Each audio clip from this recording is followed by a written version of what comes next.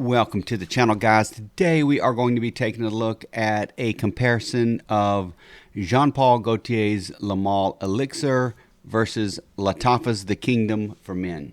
We're going to take a look at whether or not it is worth it to get Lattafa The Kingdom and how close does it come to Le Male Elixir. Alright, so let's get into it here. So the biggest difference in these two fragrances is obviously going to be cost. Le Male Elixir comes in a 2.5 as well as a 4.2 ounce. You can usually find the 4.2 for about $110 to $125, and the 2.5 comes in at around $100. You can wait for sales to come out on discounters and get the 2.5 for around $85, which is what I think I paid for it. And as far as Lattafa The Kingdom for men goes, you can usually find that for under $25. I think I paid $23 or $24. As far as presentation goes, it's going to be a matter of opinion here, but I've never been a fan of the male torso bottles, especially the gold member bottle for Le Male Elixir, but it's classy enough. Lattafa The Kingdom has a very plastic appearance and feel to it with obvious fake gemstones around it, but it's $24. Not really going to complain about that. Atomizers, it's not even close. The Le Male Elixir is phenomenal and Lattafa is just okay. Okay, but who cares? What about the scent? So these fragrances are fairly close, much closer in the dry down than the opening. To me, the majority of the difference comes in the opening between these two fragrances, and that is apparent in each one of their note breakdowns as well. Le Male Elixir is listed as lavender, mint, vanilla, benzoin, base notes of honey, tonka, and tobacco. The Kingdom is fairly close on their fragrance note, and if you take a look at Lattafa's website, they list sage, lavender, and mint, and then mid notes are tobacco, vanilla, and orange flower, and then the base notes are benzoin, tonka bean, and labdanum. So fairly close on the note breakdown here. So when I first spray the Kingdom on, I get a lot of fresh, aromatic, herbal, and a lot of mint. Underneath that, you can get that vanilla, that tonka bean, with kind of that warm resinous sweetness out of the benzoin. Overall, it's very fresh and aromatic in the opening, which is a little bit different than what I get out of Le Male Elixir. With the Elixir, I get a lot of honey and vanilla with a little bit of that sweet resinous scent with a little bit of lavender and mint in the opening.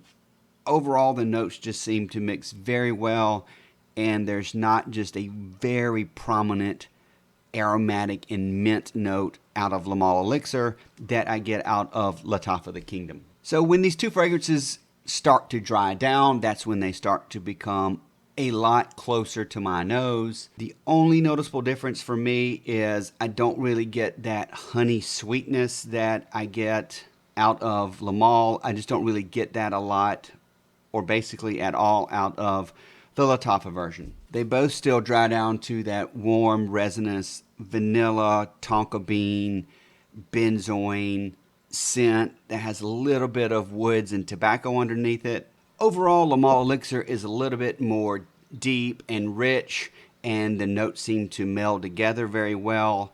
I don't really have any standout notes like I do in Lattafa The Kingdom, which has a very similar scent profile, but it's a lot brighter and fresher and more aromatic and minty, especially in the opening. I'm probably going to be a little bit more harsh on of Lattafa The Kingdom, simply because Le Male Elixir is one of my favorite fragrances, and it is definitely my favorite winter fragrance. So what I mean by that, this is something that I am extremely familiar with because I probably wear this 2 to 3 times a week, every week during the cool weather. So because I'm so familiar with how this scent smells on me, I'm going to notice any little difference between this and any other fragrance that comes close. Having said that, if you don't want to spend $100 or $100 something on Le Male Elixir, Lattafa The Kingdom is a really solid choice. The dry down does come very close, and it is certainly an acceptable alternative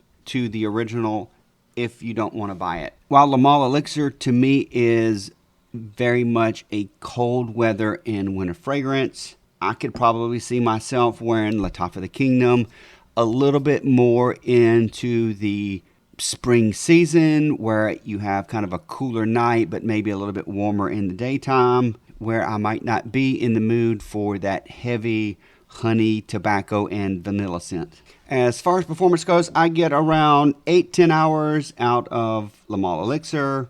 I get really good projection out of it. It is something that hours after I spray it on, I can walk by someone and they still catch a whiff of it, which, by the way, it leaves an amazing scent trail.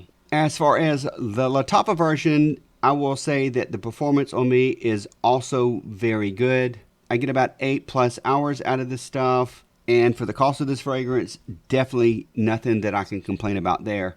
I will say that the opening for the Lattafa version is a little bit louder and projects more, at least off of me, because it just has a brighter and crisp opening that has really great projection off of my skin in the opening. Overall, Lattafa The Kingdom is a solid $20-something fragrance. There are plenty, and I mean plenty, of terrible fragrances that are in the $20 range, and this is not one of them. Is it a 95+% clone of Le Male Elixir to me? I'd say no, but then again, I'm very picky about this fragrance, but that does not mean that this is not worth picking up.